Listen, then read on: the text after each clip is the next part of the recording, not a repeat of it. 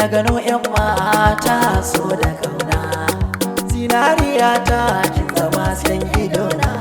Juma'ar da za ta yi kyau daga Laraba ne ake fahimta za a fara so ne. Aure na da ke ya zan babban sirri ne, na ɗauki talla da gammo na kaunar ki ne. Da kauna na taho ya zinariya, da bege na taho sarauniya. Da kauna na taho ya zinariya, a ɗaura aure ni da ke habibiya. Da kauna na taho ya zinariya, da kauna na taho ya zinariya.